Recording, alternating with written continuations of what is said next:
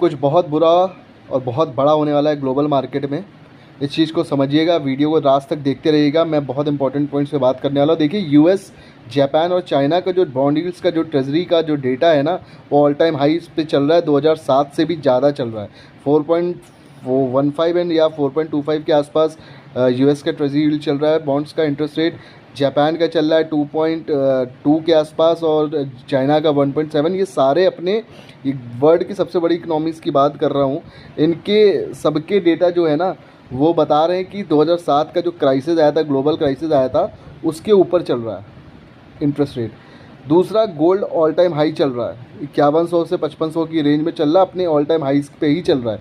तीसरा important data है कि ऑयल जो $60-70 ट्रेड कर रहा था, वो अब $90 तोड़ चुका है। आज $93 के प्राइस पे ब्रेंट क्रूड में देख रहा था, स्पॉट चार्ट में चल रहा था, जो कि बहुत अलार्मिंग सिचुएशन है। कतार ने तो ऑलरेडी बोल दिया है कि भैया $150 पर बैरल के लिए तैयार हो जाओ। मतलब आप समझ रहे हो, यहाँ से भी वो बोल रहा है 50% hike. This is super sonic tensions for everybody. अगर आपको ये डेटा समझ में नहीं आ रहा, फिर से बताता हूँ।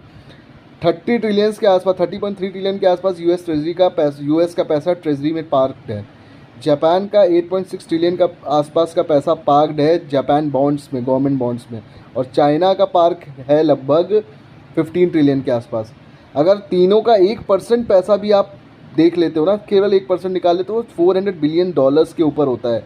और अगर ये पैसा घूम के ग्लोबल मार्केट्स में चला जाता है, ग्लोबल मार्केट्स मतलब वो रियल एसेट्स में चला जाता है, ना कि पेपर एसेट्स में, ना कि स्टॉक मार्केट्स में, कंपनीज में, इंफ्रास्ट्रक्चर में, हाउसिंग में। अगर वो रियल एसेट्स में चला जाता है, जिसमें रियल एस्टेट को भी नहीं माना जाता है, तो आप समझो वो इनफ होगा गोल्ड, सिल्वर, बिटकॉइन और ऑयल के प्राइसेस को और ऊपर ले जाने के लिए।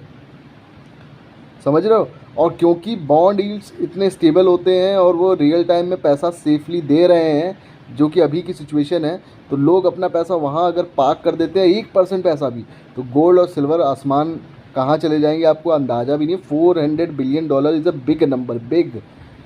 और 1% की मैं बात कर रहा हूँ। और ये धीरे धीरे होता है, जब बहुत समय तक यील्ड्स का प्राइस बढ़ा रहता है, तो धीरे धीरे ये सिचुएशन आती है कि ये पैसा पार्क होना शुरू होगा, तब क्राइसिस होनी शुरू होंगी।